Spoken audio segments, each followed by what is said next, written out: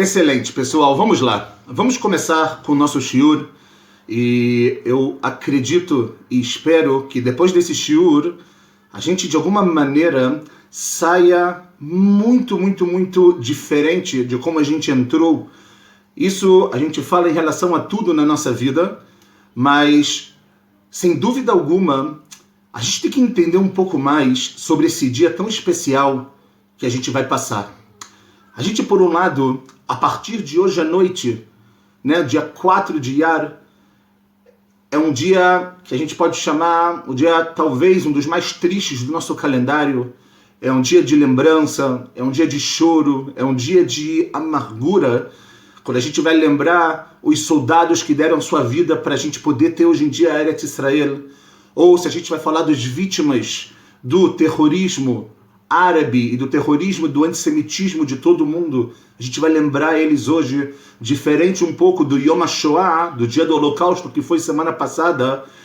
Nesse dia nós lembraremos duas vezes, tanto hoje à noite, aqui em Israel no caso, quanto amanhã de manhã, hoje à noite às 8 da noite, amanhã às 11 da manhã. Então, a gente está num dia vai entrar num dia chamado muito pesado.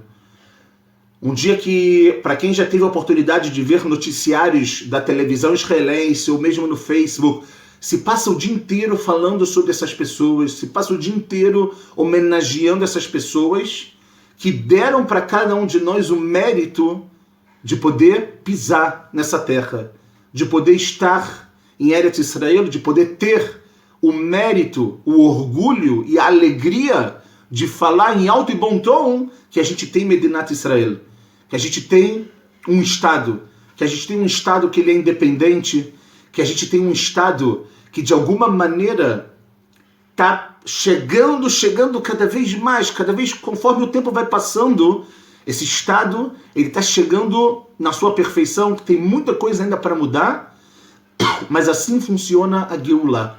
A redenção ela funciona dessa maneira. A redenção não é algo que ela vem de uma vez só.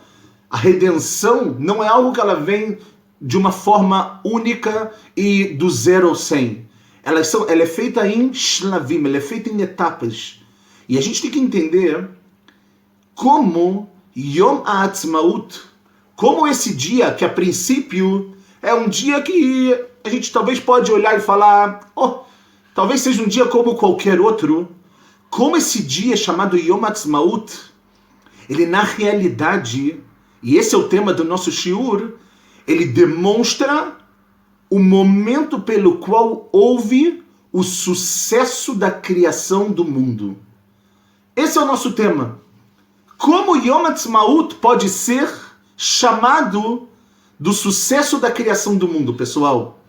Então a gente, por um lado, a gente fala, muito óbvio, muito claro, e é óbvio que a gente tem que entender que além do lado físico, né, além do lado que a gente tem de ter uma soberania, além do lado político, além das consequências políticas, práticas que a gente tem, existe algo muito maior que une cada um de nós, ou seja, Am Israel com Eretz Israel, e como a gente fala que é o ideal Al-Pi Torat Israel, ou seja, baseado na Torá de Israel. Esse é o tripé, digamos assim, que mantém o nosso povo. Isso o Rav Kook fala muitas vezes no livro dele.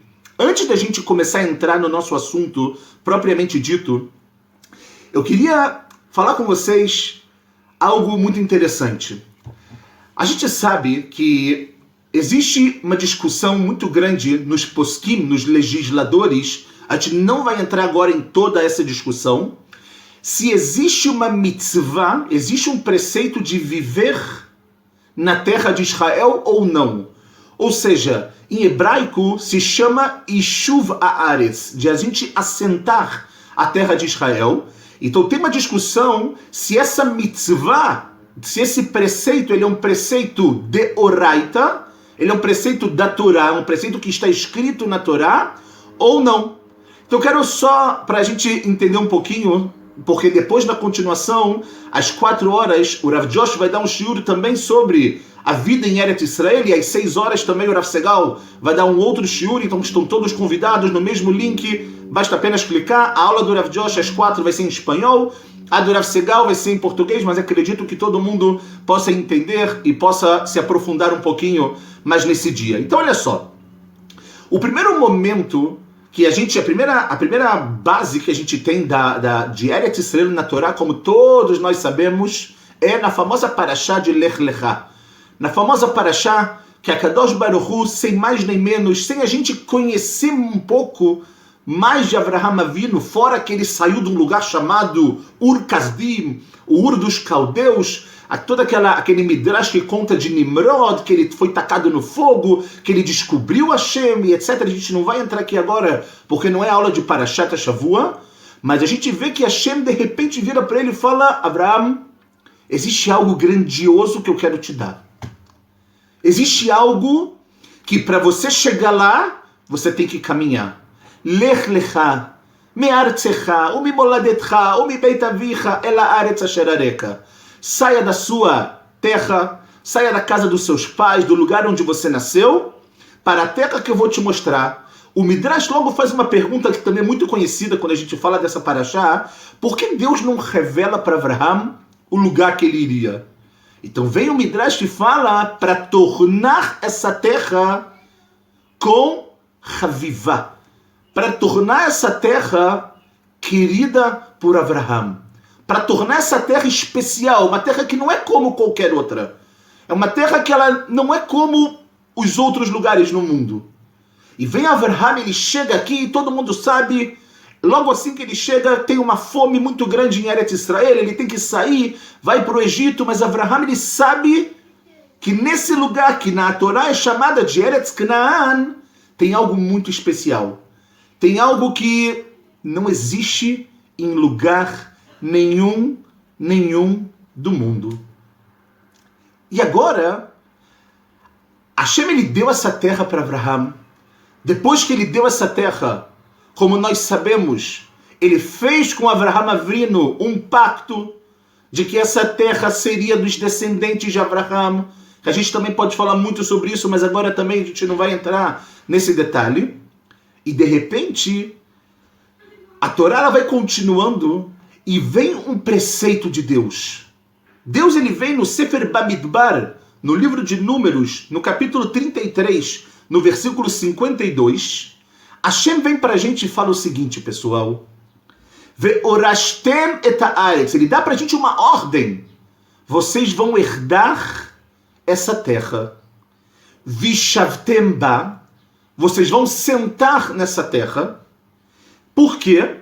Olha o que a Kadosh Baruch Hu fala para a gente, pessoal. Ki lachem natati et haaretz lareshet otah.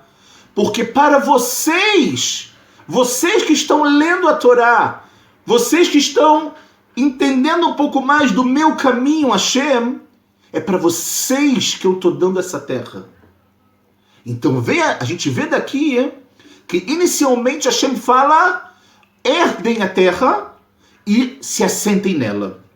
Logo depois, no Rumash de Devarim, um Rumash depois, no Deuteronômio, Hashem fala o seguinte: Re'e, veja, Natan Hashem Elokecha lefanecha et haaretz. Deus dele está dando a terra diante de você.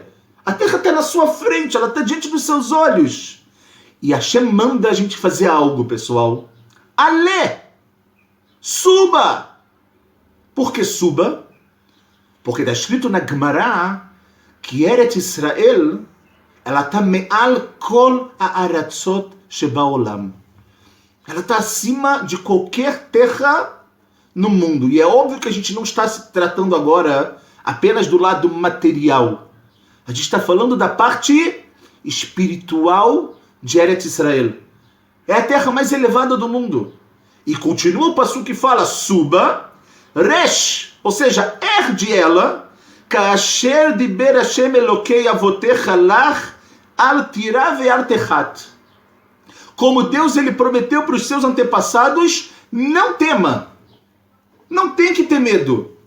Tem dificuldade, tem sofrimentos muitas vezes, como a Gemara famosa que nós conhecemos em Masachet Brachot, que fala que a terra de Israel é comprada através de sofrimento.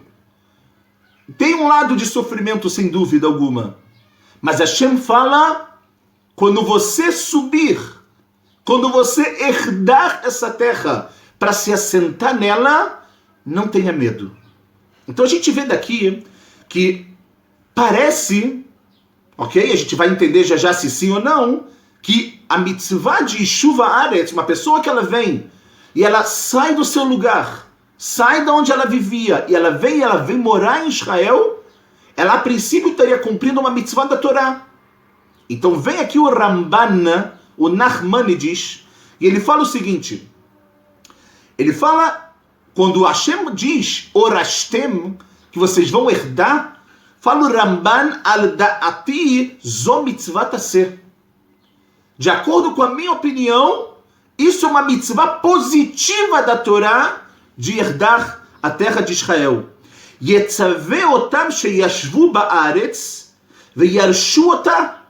Ou seja, Deus ordenou que nós vamos nos assentar na terra, nós vamos herdar a terra, porque Ele nos deu. Ok? E aí o Ramban, de acordo com ele fala que quando Hashem manda a gente herdar a terra, essa é uma mitzvah taseh. Vem o Rambam, o Maimônides, ok? E ele fala algo muito interessante também sobre essa ideia. O Rambam escreve o seguinte, a quarta mitzvah, mitzvah revi'it, shenitztavinu lareshet haaretz, nós fomos ordenados a herdar essa terra, asher natan akelit barach, que Deus nos deu. Só que olha o que ele continua, Veit ale. Saiba que nessa terra você tem que se elevar.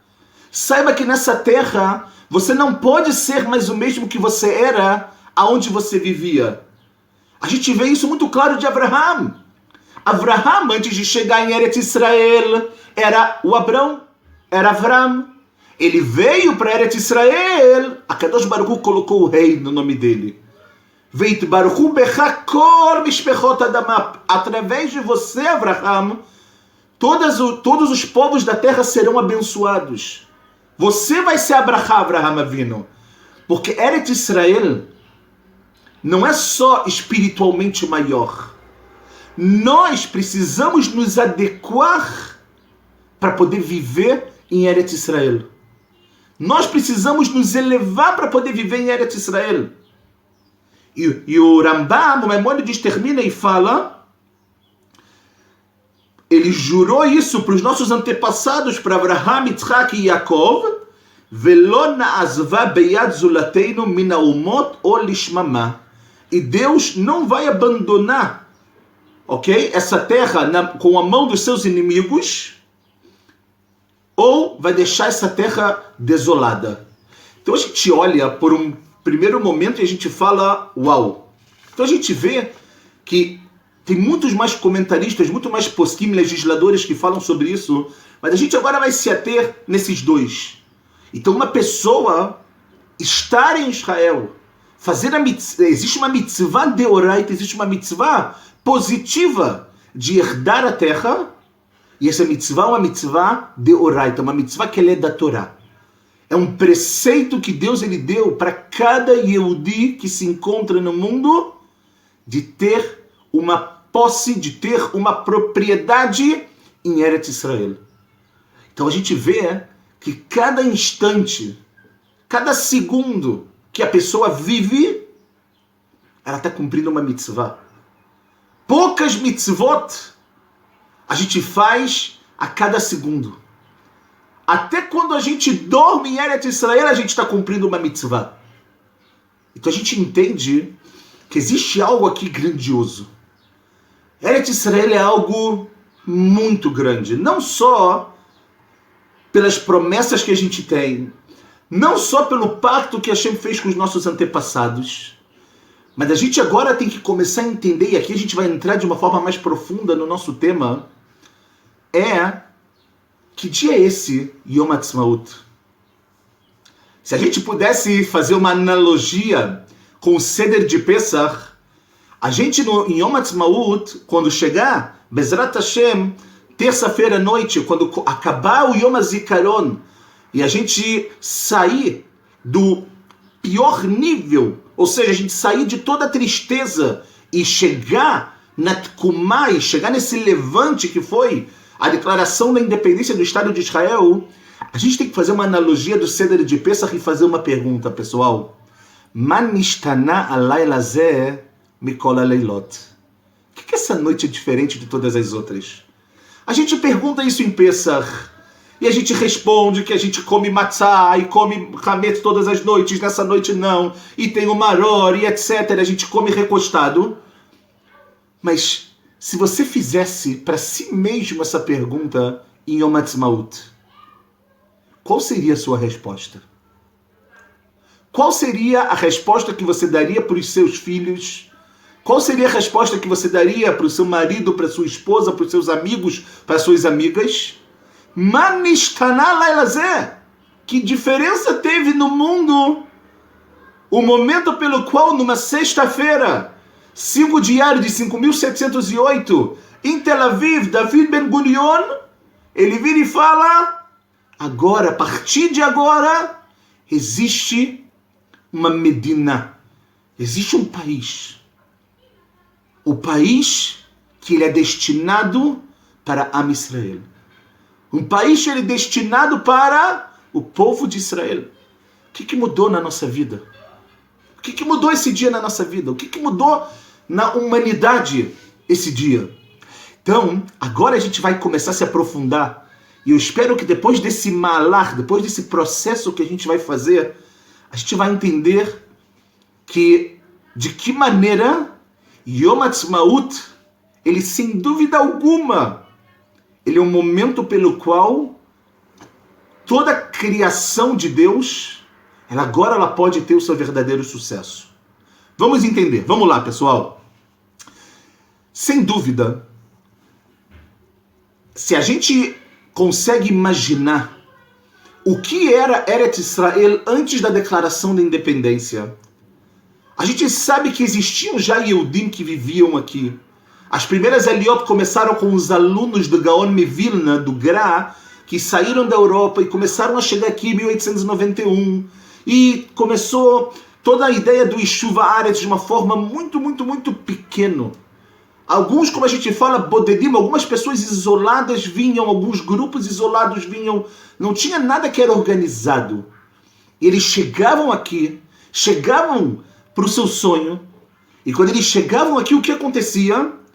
Eles eram obrigados a seguir regras do país, que na verdade não era ainda declarado como o Estado de Israel, mas eles tinham que seguir a regra dos britânicos, eles tinham que seguir as regras de quem dominava aqui. Não podia fazer determinadas situações. A gente ouve muitas vezes testemunhos de Yehudim que viviam em Jerusalém antes da independência e antes, obviamente, da Guerra dos 6 Dias. E você fala, eu não consigo imaginar uma situação dessa. Nós nascemos numa geração de muitos privilégios. Uma geração que a gente não faz ideia o que é não ter Medinat Israel nos nossos dias. A gente não faz ideia do que é isso. A gente já nasceu numa geração que Eretz Israel, ela estava de pé. Então, para entender o que a gente sim ganhou, a gente tem que entender um pouco o que não existia quando não havia Medinat Israel de uma forma independente no mundo. Então, sem dúvida, Yom Ha'atzmaut é o dia da Geulah. É um dia, como Chachamim falam, é o que a gente chama de Atchalta de Geula. É a Atchalá da Geulah, ele é o início da redenção. E de novo, quando a gente fala de redenção, a gente tem que tomar um cuidado muito grande de não achar que a redenção ela acontece de uma hora para outra. A redenção ela é um processo. Lembrem vocês de Pesach. 1 ano Hashem ficou mandando para o mundo as macotas, as pragas. 1 ano. Os mitzrim eles sofreram com aquilo. 210 anos de trabalho. E de repente, A gente sai e parece que Hashem decidiu agora. Não. Hashem, ele tem o plano. Existe um plano divino que ele é muito maior do que a nossa inteligência, que ele é muito maior do que todos nós. Então, se é um dia de Geulah, se é um dia de redenção, a Gemara, o Talmud em Masechet Psachim, no Tratado de Psachim, que obviamente trata das leis de Pesach, ela fala algo muito interessante. Ela fala que nós temos uma obrigação de falar Alel, que Alel, na verdade, é toda a ideia da gente louvar Deus. A gente hoje fala Alel em Rosh Chodesh, a gente hoje fala Alel nas festas, e a gente fala Alel também em Yom Ha'atzmaut. Qual é a base que a gente tem para falar Alel em Yom Ha'atzmaut? Porque está escrito na Gemara que todas as vezes que Am Israel for redimido, todas as vezes que nós passarmos por um processo de redenção, Hayavim Lomar Alel. Temos uma obrigação de agradecer, de falar para Hashem, obrigado. Ok? Então a gente vê, por exemplo, em Pesach nós fazemos isso. Não é verdade? A gente pensa nas outras festividades, a gente também faz isso. Hanukkah, ok? A gente também, de alguma forma, a gente também faz. Purim, a gente não vai entrar aqui agora em todos os detalhes, foi fora de Israel e etc. A gente mais não vai entrar aqui. Mas a gente tem que entender que todos os momentos que nós temos uma redenção, esse momento, ele é levado para a gente... Ele está conectado com a ideia de leodot e de lealel, de agradecer e de louvar a Deus. E agora surge a nossa pergunta, pessoal. Onde está o milagre em Yom Ha'atzmaut? Aonde? Falar que o país não existia e agora ele se tornou independente, isso transforma algo em milagroso? Se a gente for parar para pensar na independência do Brasil, na independência de outros países, é verdade que se comemora. Mas vocês concordam que existe uma comemoração completamente diferente? Vocês concordam que essa comemoração que a gente faz aqui, ela é uma comemoração que tem uma denotação completamente distinta de tudo que a gente já viu no mundo? Eu, particularmente, eu me lembro que o 7 de setembro no Brasil, para mim, tirando o fato de que não tinha aulas e de que era um feriado, não representava muita coisa. Não é verdade? Só que aqui a gente vê, e sem querer, Deus me livre, denegrir alguma coisa, mas a gente vê, e a gente precisa se perguntar, onde está o milagre de Yom Ha'atzmaut? Então eu quero entrar um pouco mais forte com vocês. Se a gente for pensar no Nes Ilhati, no Nes que ele está ligado com a Halachá, ok? O Tosfot, ele escreve que existe um conceito, que se chama Nissa Zuta. Nissa Zuta é quando vem um milagre que ele dá para um povo ou para um grupo de pessoas o que a gente chama da Gvura para Leilachem. A bravura para poder agora guerrear pelo que é seu. E a gente sabe que então, em Yom Ha'atzmaut, no momento que David Ben Gurion faz a declaração de que agora a gente é um Estado independente, o que acontece? Na hora, Milchemet Ha'atzmaut, a guerra de Yom Ha'atzmaut, os países árabes contra a gente ganha naquele momento o direito e a bravura de poder guerrear, e a gente sabe que a gente ganha a guerra. Então, se a gente for pensar de uma forma ilhati, de uma forma apenas aláhica, aqui é a base, de acordo com Tosfot, que a gente tem para entender o milagre sobrenatural que aconteceu em Yom Ha'atzmaut. Só por isso, esse dia já seria diferente de todos os outros. Manishtaná, aqui já teria a resposta, a gente poderia ir para casa agora, ou continuar em casa agora e terminar o shiur. Mas é claro que a gente não vai parar por aqui. Por quê? Porque a gente tem que compreender o que tem a mais por trás de tudo isso que a gente está falando, ok? Porque, na verdade, A gente espera, muitas vezes, a gente acredita, até por tudo que a gente passou. A gente passou, por exemplo, agora por Pesach. E a gente viu Pesach, a gente viu as Zesera Makot. Além das Zesera Makot, a gente viu a abertura do mar. E a gente vê que Hashem em Pesach, o que ele fez? Ele mudou a ordem da natureza, não é verdade? Quem imaginaria que o mar se abriria? Quem imaginaria as 10 pragas no Egito? Ninguém. Era inimaginável uma coisa dessa. Hashem naquele momento teve que mudar a ordem da natureza. Em Yom Ha'atzmaut, eu pergunto a vocês, Hashem mudou alguma coisa na natureza do mundo? Algum de vocês escutou sobre a abertura do mar em Yom Ha'atzmaut?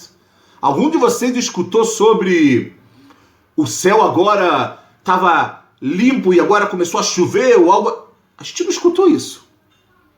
Porque os milagres de Yom Ha'atzmaut, e a gente vai entender de que maneira isso acontece, os milagres de Yom Ha'atzmaut, eles são revelados exatamente dentro da natureza. Não acima da natureza, e sim dentro da natureza. E agora a gente vai entender o porquê. Pessoal, me acompanhem, é um malar que a gente vai passar agora, ok? A gente vai fazer um processo muito lindo. Eu espero que vocês estejam comigo, tá bom? Vamos lá. Quando a gente pensa nas fontes da Torá para a observância dos Hagim, os Hagim, eles se encontram na Torá em duas parashiot, basicamente, ok? Primeiro, eles se encontram uma parte, ok? Uma primeira parte de leis se encontram em Parashat Emor, que está no livro de Vaikra, no livro de Levítico, e a outra parte se encontra em Parashat Pinchas, que se encontra no livro de Bamidbar, ok? No livro de Números, que na verdade na Parashat Emor fala sobre a essência de cada festa, e no livro de Bamidbar fala mais sobre os korbanot, as oferendas, fala sobre o korban musaf, a oferenda adicional que existia nesse dia, e etc, etc, etc. Então, olha que coisa interessante, pessoal. Se a gente agora se ater na Parashat Emor, eu vou contar para vocês um segredo, eu vou adiantar um segredo que a gente vai entender no final. Yom Ha'atzmaut está dentro da Parashat Emor, dentro da Torá. Aí vocês vão olhar para mim e falar, Fábio, que reformista você. Não tem nada. Não tô, se vocês lerem agora, não está escrito absolutamente nada. Não está escrito de uma forma revelada como as outras festividades, mas a gente vai ver como a Kadosh Baruch Hu colocou dentro da nossa sagrada Torá as festas que a gente vai chamar de mitzvot, ou festividades que elas são de Rabbanan, que elas são rabínicas, que elas vêm depois da entrega da Torá e depois da morte de Moshe.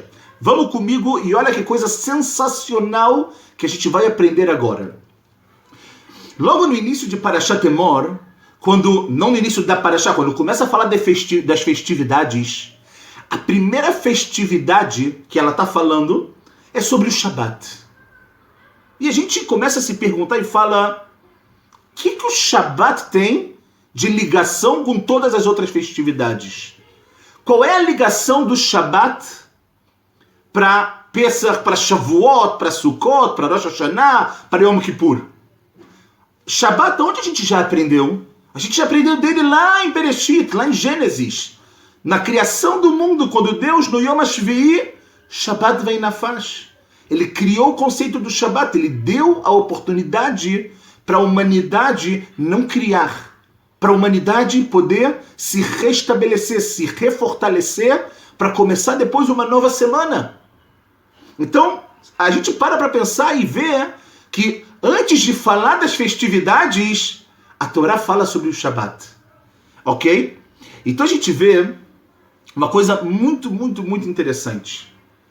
O que é o Shabat? Não vou agora entrar em todos os conceitos do Shabat, a aula não é sobre Shabat, mas a gente vê que o Shabat é uma uvdá, é uma realidade, é um testemunho que Hashem, ele foi quem criou o mundo. Deus, ele criou o mundo. E eu tenho uma pergunta para vocês. Dentro disso, quem ajudou Hashem a criar o mundo? Quem foi o shutaf, quem foi o parceiro de Deus na criação do mundo e na criação do conceito do Shabat? Como vocês podem estar imaginando, ninguém. Absolutamente ninguém. Hashem estava sozinho no mundo. Na sexta-feira, depois do meio-dia, ele criou Adão. A gente não vai entrar agora em todos os detalhes, mas absolutamente ninguém teve com Hashem nesse momento. Hashem estava levado. O nome do Shabat, a gente pode configurar e traduzir ele como um Maaseh Eloki Muchlat. Foi definitivamente um ato somente de Deus. Ok? Por quê?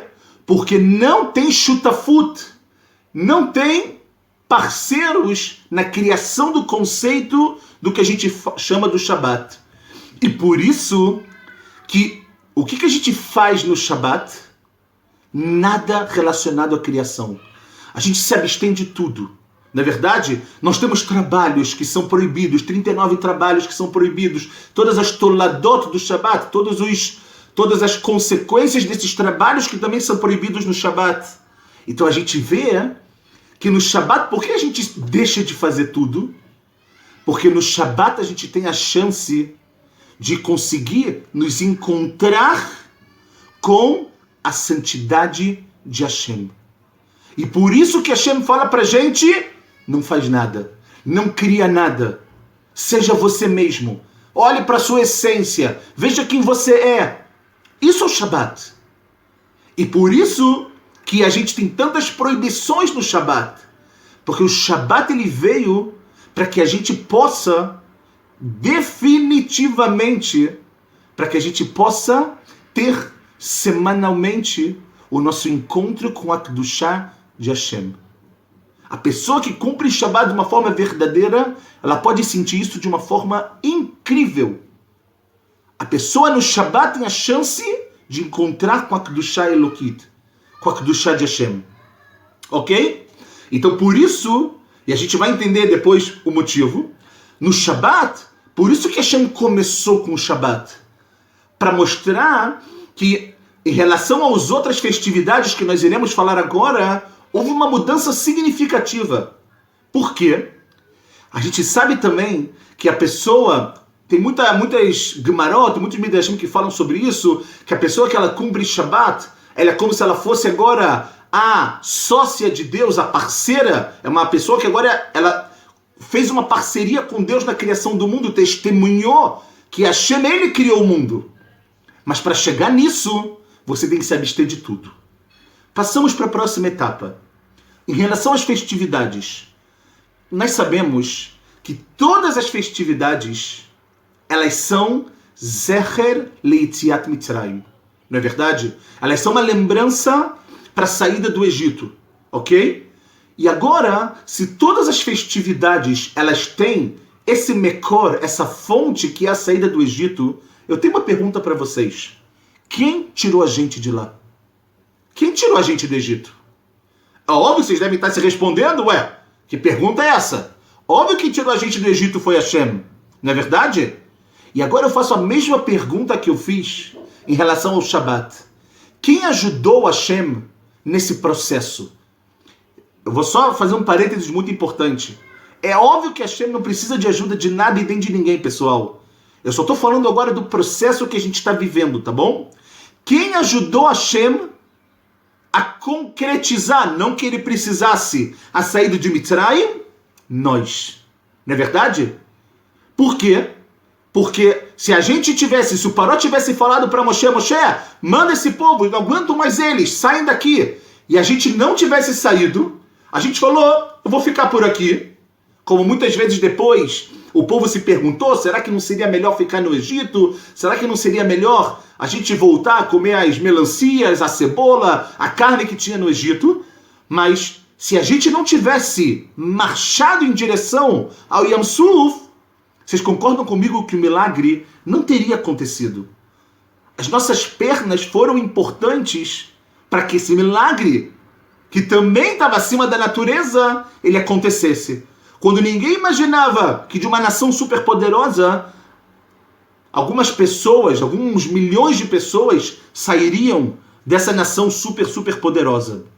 Não é verdade? Então a gente poderia falar, olha, tudo bem que agora tem um processo aí chamado Yetziat Mitzrayim, mas eu não quero fazer parte dele. Ok? Então a gente vê que nos Moadim, que são uma lembrança para a saída do Egito, é algo divino, mas existe também o quê? A shutafut do ser humano. Existe a parceria do ser humano. Para que Yetziat Mitzrayim acontecesse, a Israel precisou fazer alguma coisa. Precisou ter a asiyah, precisou ter a ação. E é por isso, quais são as consequências práticas, se a gente for parar para pensar em halachot, que distingue, por exemplo, Yom Tov de Shabbat. Então a gente vê, por exemplo, que tem trabalhos no Yom Tov que são proibidos, são permitidos, mas no Shabbat eles são proibidos. Como, por exemplo, o quê? A gente pode falar de qualquer coisa que é Melechet Ochel Nefesh. Tudo que tem a ver com bishur, com cozinhar para a necessidade do Yom Tov, se pode fazer. Carregar Reshut le Reshut nos lugares que não tem Iruv, por exemplo, no Yom Tov se pode carregar, porque tem também a ver com alegria. Então a gente vê o seguinte, pessoal. Shabbat, só Hashem.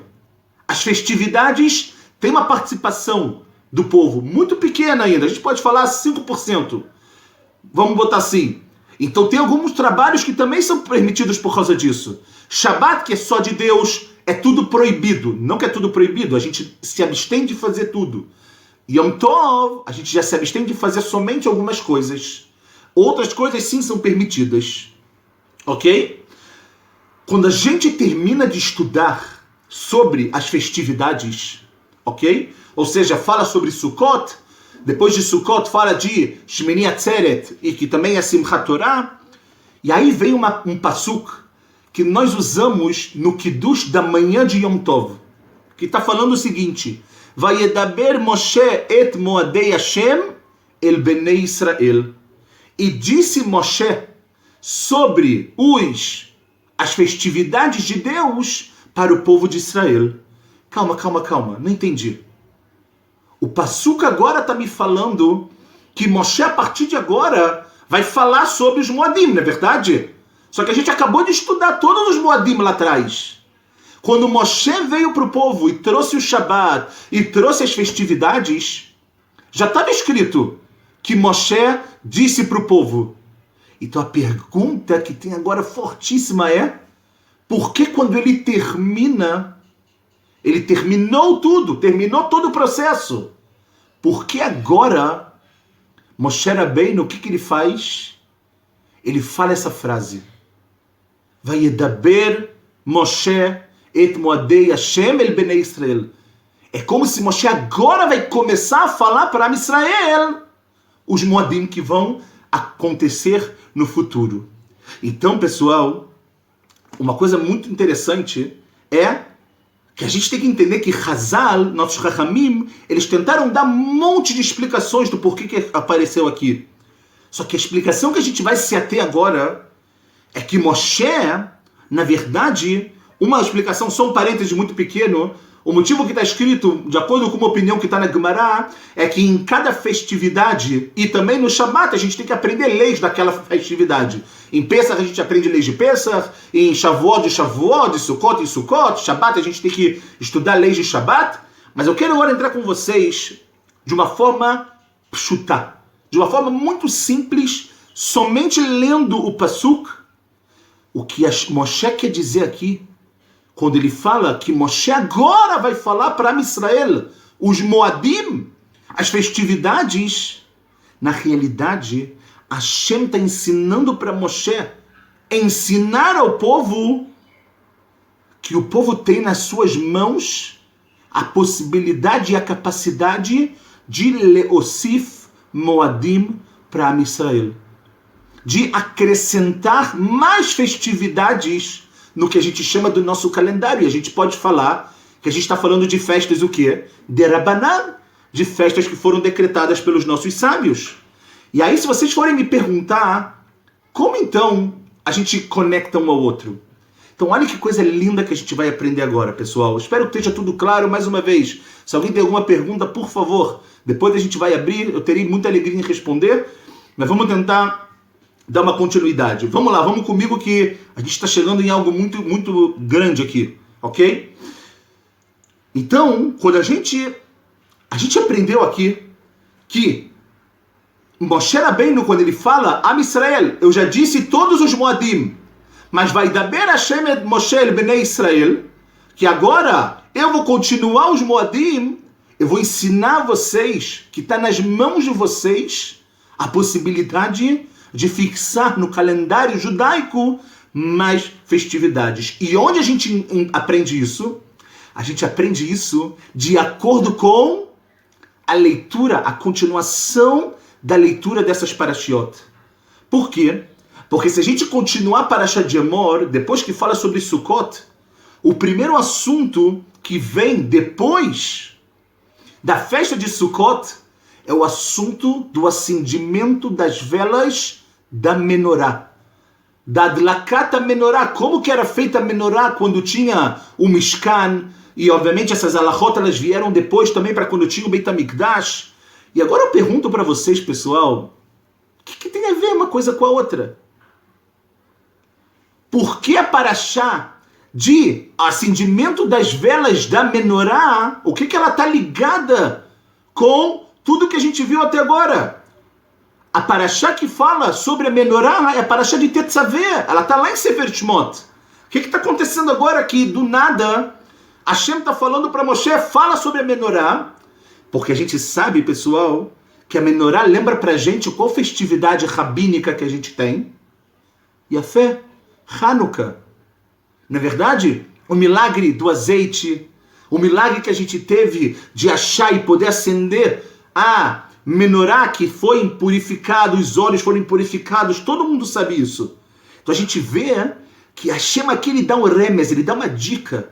Ele fala, eu vou, a partir de agora, vocês, Am Israel, vão fixar o próximo calendário.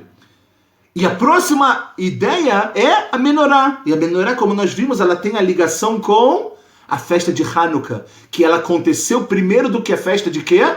De Purim. E o que Purim está lembrado nessa paraxá, pessoal? Olha que coisa linda. Logo depois do assunto da menorá, sem ligação nenhuma com nada, aparentemente, a Torá ela nos fala sobre a mitzvah chamada Lechem Apanim. A mitzvah dos pães que eram colocados numa mesa muito, muito bonita que existia, uma mesa de ouro que existia dentro do Beit HaMikdash, se chamava Lechem Apanim, eram 12 pães divididos de 6 em 6, numa mesa muito, muito tahor, numa mesa muito, muito pura e muito sagrada. E se a gente for parar para pensar, pessoal, o pão, a mesa, existe um hag, existe uma festa derabanan que os nossos chachamim decretaram que ela tem ligação com Seudá e ela tem uma ligação também com o número 12. Nós falamos que eram 12 pães, não é verdade? Qual festa a gente tem ligação com o número 12 e também com uma mesa e também com uma refeição? A festa de Purim. Purim! A festividade de Purim, que nós temos uma mitzvah, uma das mitzvot que a gente tem nesse dia, qual é? É fazer uma seudá. E o que tem a ver o número 12 que eu falei? Porque o mês de Adar, pela Torá, ele é o 12º mês. O primeiro mês é Nissan, e o último mês qual é? Adar. Então a gente vê que Deus aqui, ele deu mais uma dica. Vai daber Moshe et Moadei Hashem el Bnei Israel. Moshe está falando, está ensinando para o povo que agora eles vão poder fazer Hanukkah e também está dando uma dica de Purim, ok? E é por isso, pessoal, que nesses 2 dias que a gente está falando, tanto Purim quanto Hanukkah, se a gente for parar para pensar, quase nenhum trabalho é proibido. Existe o famoso costume em Hanukkah das mulheres, na hora do acendimento, meia hora antes do acendimento das velas, não fazerem nenhum trabalho. Em Purim também, a gente vê que não tem absolutamente nada que é proibido. A gente pode fazer absolutamente tudo. A gente chega à santidade divina através da materialidade, através de uma seudá, através de Mishloach Manot, de Matanot Levionim, de escutar Megillah. Então a gente vê o quê? Olha que coisa interessante, que justo agora, justo agora, nesse momento que a gente faz o milagre, porque Hanukkah, se não fossem os Hashmonaim, a gente não estaria aqui. Quem fez o milagre de Hanukkah? Deus, ele está completamente oculto em tudo. Não é verdade? Deus, ele está oculto. Quem fez o milagre de Hanukkah? A gente sabe, os Hashmonaim. Com a ajuda de Hashem, sem dúvida nenhuma. Mas os Hashmonaim. Então, por isso, nós que fizemos, então tudo é permitido. Em Purim, depois, obviamente, quem são os dois personagens que trazem a Geulah para Israel? Mordecai e Esther. Mas no final da Megillah, quando às vezes a gente já não presta atenção, a gente conta que Am Israel saiu para guerrear e matou 75 mil Amalequim que tinham ali. Que tinham por ali, que estavam querendo destruir, obviamente, o nosso povo. Então a gente vê que, na realidade, o povo em Purim faz o milagre, em Hanukkah os Hashmonaim fazem o milagre. Por isso que são dias de Kedushá, são dias de santidade, mas o que acontece aqui? Tudo é permitido. Tudo é permitido. Com costumes aqui de não fazer trabalho, costumes ali de não fazer outro trabalho, só para entender na Halachá mesmo, em Purim, está escrito que tem 2 trabalhos que na verdade são proibidos de fazer em Purim. Quase ninguém faz, mas é importante saber. O primeiro é plantar árvores e o segundo é construir casas em Purim. Ok? De novo, se a pessoa, o trabalho dela, ela é obrigada a trabalhar, não tem problema, mas pela Halachá, a pessoa não deve começar a fazer isso nesse dia para não perder a Kedushá desse dia, que tem que ser conseguida, como nós falamos, dentro de tudo que é material. Ou seja, são dias que, entre aspas, tá bom, pessoal? Não me entendam errado. Quem fez o milagre foi o ser humano. Deus oculto. Megillah, como nós sabemos, Esther, tá tudo oculto. O nome de Hashem não aparece na Megillah. Hanukkah, a mesma coisa. Um grupo pequeno que vai para um grupo grande. E depois que tem o milagre, o que a gente faz? A gente faz o Alanissim. A gente agradece pelo milagre dos poucos que venceram os muitos em Hanukkah. Não é verdade? De Aman, que queria nos aniquilar em Purim, e a gente também colocou ele para lá. Pessoal, ainda não chegamos em Yom HaTzmaut, não é verdade? É verdade. Por quê? Porque depois que a Torá me falou sobre a Menorá, e a gente ligou a Menorá com Hanukkah, depois que a Torá me falou sobre o Lechem Apanim, e nós ligamos o Lechem Apanim com Purim, o que a gente tem que olhar na Torá? Torá, qual é o próximo assunto que você vai me trazer? E para muito espanto nosso, a Torá, ela fala sobre um assunto que é o assunto do Mekalel. A Torá, logo depois de falar do Lechem Apanim, desses pães, a Torá ela conta de uma mulher israelite e de um homem israeli, ok? Assim está escrito, que o que ele faz? Eles têm uma briga lá no acampamento de Am Israel, e esse homem, ok? Que na verdade, só para vocês entenderem, o Midrash fala que esse homem era o filho daquele egípcio que Moshe matou, que estava golpeando o Yehudi lá, quando ele saiu do palácio do Paró. Esse homem, ele vai e ele mekalel et Shem Hashem. Ele amaldiçoa o nome de Deus. Ele xinga Deus, como a gente pode falar, de todas as formas, e essa é uma mitzvah, é um preceito negativo que a gente tem, uma mitzvah lotase, que a gente não pode a gente não pode amaldiçoar Deus me livre o nome de Deus. E qual é o din desse homem? O din é esquilá. Ele é apedrejado, ele morre naquele momento, e etc, etc, etc. E agora eu faço uma pergunta para vocês. Uau! A menorá em relação a Hanukkah, que Moshe falou que a gente tem que decretar, eu entendi. Os pães em relação a Purim, eu também entendi. Agora, calma. Você quer me falar que Yom HaTzmaut tem alguma ligação com esse homem que amaldiçoou o nome de Deus? Mas, como? Como a gente pode compreender? Então, pessoal, vamos entender de que maneira esse dia é o sucesso da criação do mundo. Se eu perguntasse para vocês, Yom HaTzmaut, pessoal, quem fez o milagre? Quem fez o milagre? Se a gente parar para pensar, vão ter pessoas que vão dizer Theodor Herzl, lá no Congresso Sionista, foi ele que começou tudo. Vão ter pessoas que vão dizer, não, quem deixou tudo foram os britânicos que aceitaram sair de Israel para que eles pudessem agora declarar independência. Vai ter gente que vai dizer que quem fez tudo, quem foi? David Ben-Gurion, que teve coragem de chegar e vamos lá, vamos adiante. Vai ter gente que vai dizer, não, quem fez o milagre foi o Palmar, foram, a Tzavá que tinha sido criado naquele momento, foram os grupos que defendiam a terra de Israel. Cada pessoa vai dizer uma coisa diferente. E o que é interessantíssimo, pessoal, que é o que difere Yom Ha'atzmaut de tudo, é que todas as respostas que nós falamos são verdadeiras. Por quê? Porque se não fosse Am Israel, a iniciativa de Am Israel, a coragem de fazer o que é certo, que está dentro do nosso DNA, nada daria certo. Se não fosse a autorização dos outros povos, ou a anuência dos outros povos para a criação do Estado de Israel, também pode ser que não daria certo, não é verdade? E a pessoa que fala que Yom Ha'atzmaut ele é todo divino, tudo foi Hashem. A resposta é óbvio que ela também é verdadeira. Então, eu quero só que vocês entendam que Yom Ha'atzmaut é o único dia que a shutafut, que a parceria do ser humano, para que se pudesse cumprir o objetivo de Deus, é o único dia que essa shutafut, ela é mleá. É o único dia que a parceria ela é completa. A parceria é de toda a humanidade.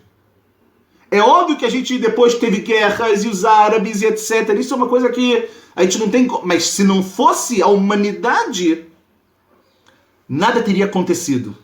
Nada teria acontecido. E é por isso, se a shutafut ela é mleá, como a gente falou, se a parceria ela é completa, o que é óbvio a gente entender? É óbvio a gente entender que todos os trabalhos nesse dia são também permitidos. Por quê?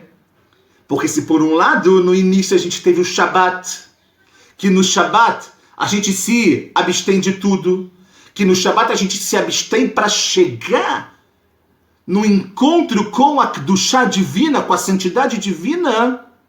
E Yom Ha'atzmaut, pessoal, nós temos a condição de chegar na mesma Kedushá, na mesma santidade divina, mas podendo fazer absolutamente tudo. Podendo viver, podendo comemorar, podendo fazer e agradecer, como nós falamos, por tudo que a gente tem.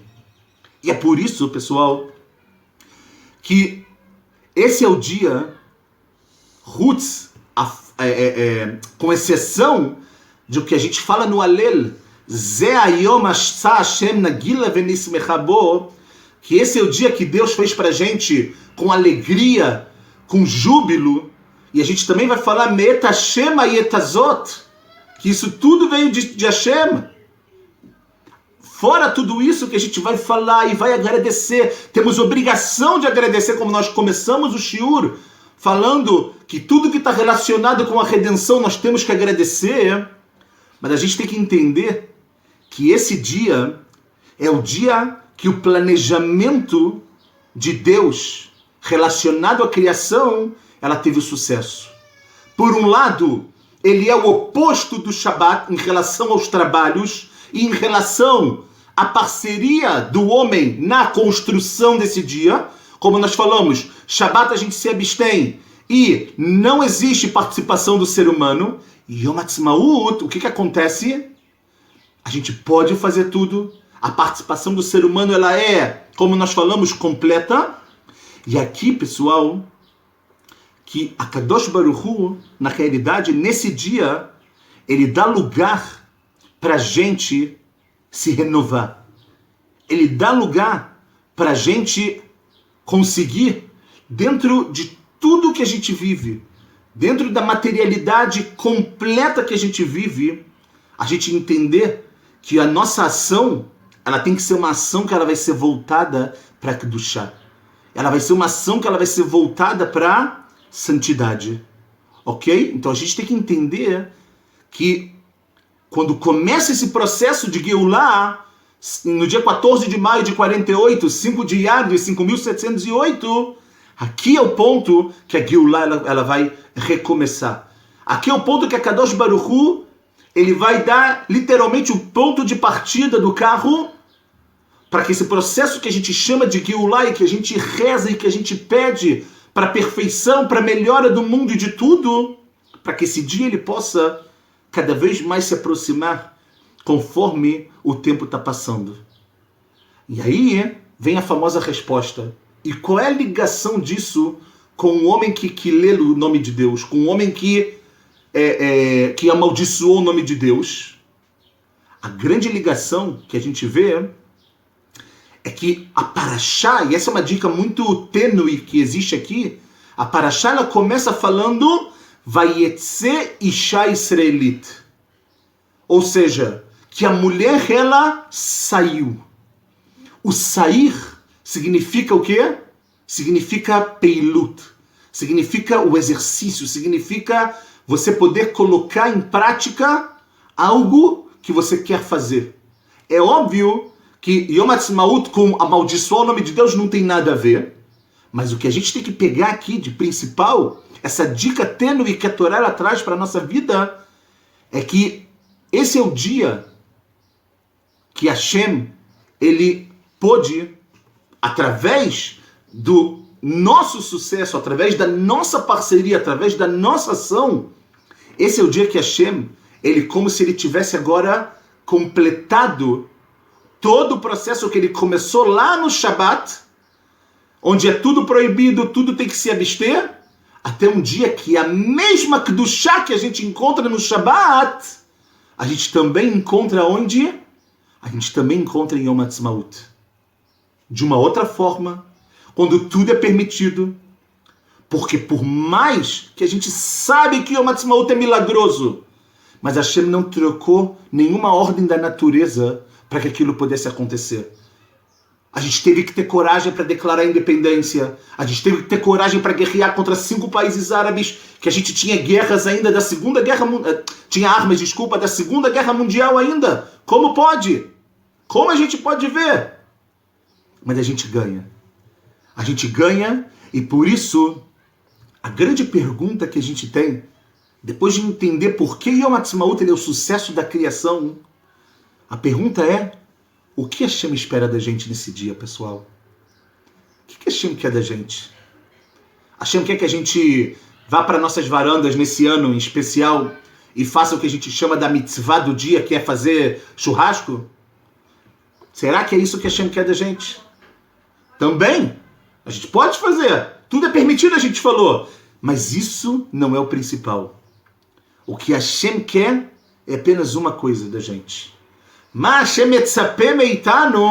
que Deus quer de cada um de nós? É que nesse dia, nessa noite, na manhã, às 25 horas que a gente tem desse dia, que a gente possa leodot, que a gente possa agradecer, que a gente possa entender o que é para Am Israel ter Medinat Israel. O que é para cada um de nós ter, por mais que a gente ainda não more aqui para algumas pessoas, mas o que significa poder ter Eretz Israel nas nossas vidas? E a partir daí, a partir do ponto de acreditar, e não só acreditar, de também agradecer, como nós falamos, vem uma outra ideia que eu queria compartilhar em alguns minutos com vocês, antes da gente poder terminar. Como nós falamos, se a gente perguntar para pessoas quem fez Yom Ha'atzmaut, né? Quem é o grande responsável? Quem é o grande herói de Yom Ha'atzmaut? Então, como a gente falou, vão ter pessoas que vão falar, sem dúvida, Hashem. É o que a gente chama Anachnu Maminim Bnei Maminim. Nós vamos acreditar, nós acreditamos e somos filhos de pessoas que acreditam. Tem pessoas que vão, infelizmente, fazer o que a gente chama de uma kfirá, que vão renegar.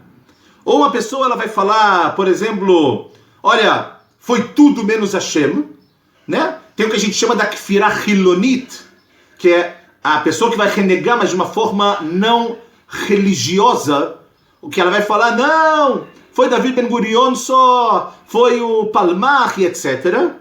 E tem também, infelizmente, pessoal, e disso eu quero falar em 2 minutos, o que a gente chama de Kfirat Datit.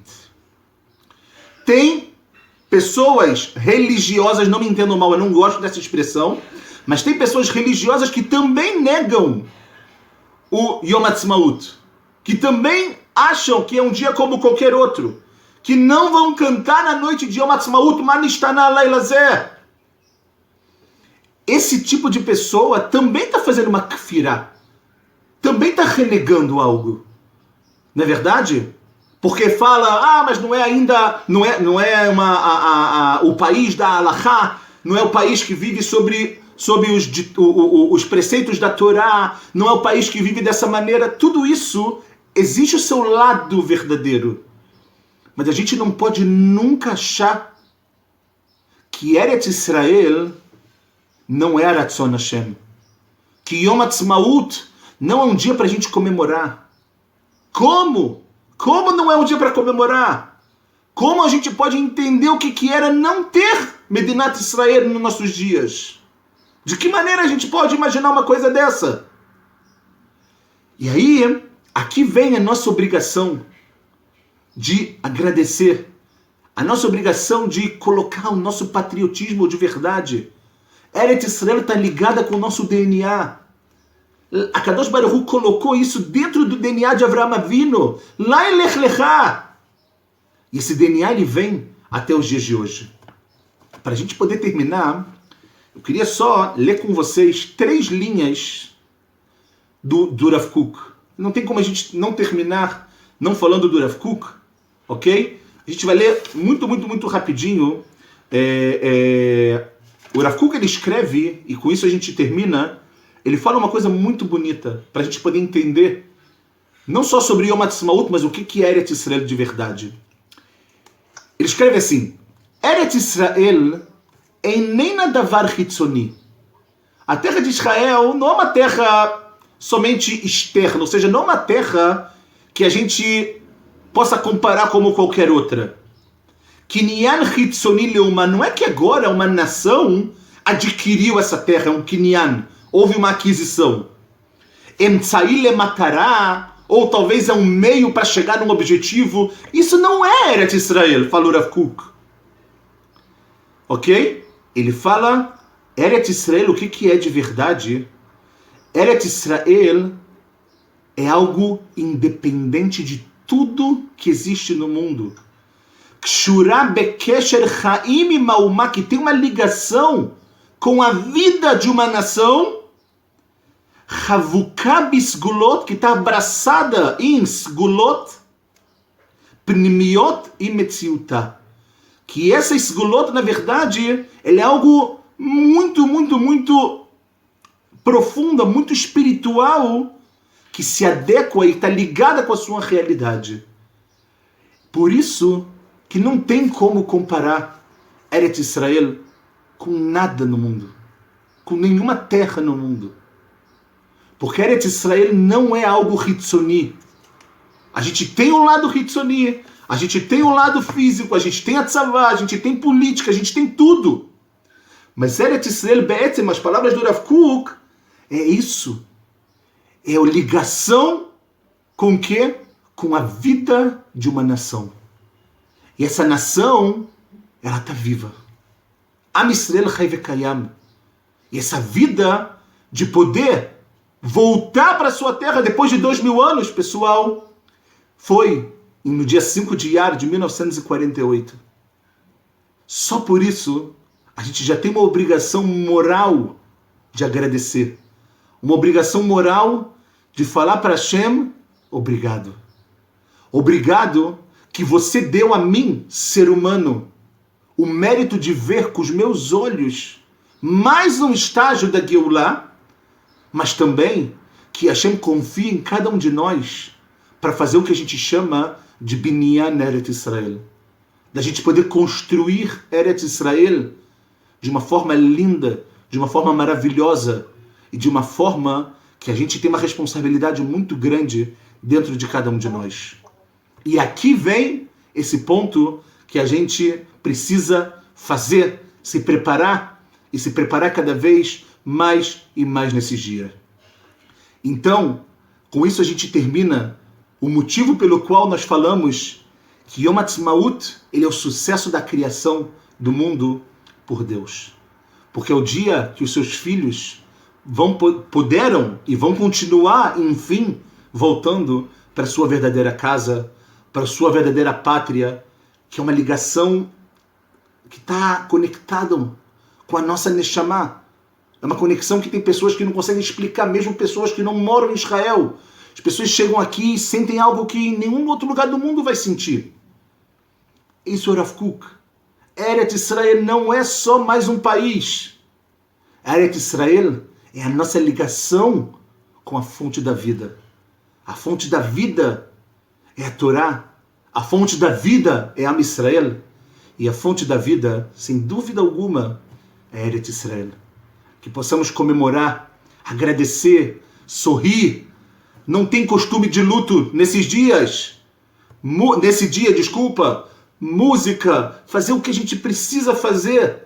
Mas para que a gente possa entender que quanto mais a gente cantar para Deus, quanto mais louvor a gente der para Deus nesse dia, mais, de acordo também com o Rav Kook, a nossa alma vai se elevar, vai se elevar, vai se elevar. E quando a nossa alma se eleva, a alma da nação Israel, ela também vai se elevar junto com tudo. E que pelo nosso mérito, pelo mérito da nossa mitzvah de Yeshuva Haaretz, a gente possa realmente fazer com que mais um passo para Geulah Shlema tenha sido dada e que ela aconteça Bimherá Beyameinu, Amém ve Amém. Com isso a gente terminou. Queria muito agradecer a vocês por estarem aqui. E lembrando, às 4 horas a gente tem mais um shiur, às 6 horas a gente tem mais um shiur. Se alguém quiser fazer alguma pergunta, estou à disposição. Mas o shiur, ele terminou agora. E daqui a 5 minutos a gente vai fechar aqui a sala, tá bom? Fiquem à vontade para fazer alguma pergunta. Se eu puder responder, se eu souber responder, eu terei toda a alegria do mundo. Tudo de bom a todos. Yom Ha'atzmaut Sameach. Chag Sameach. Abra Chag Sameach. Chag Sameach, Chag Sameach. Olha.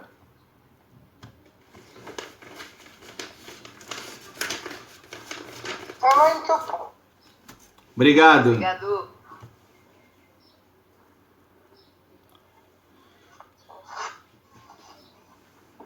Deus abençoe.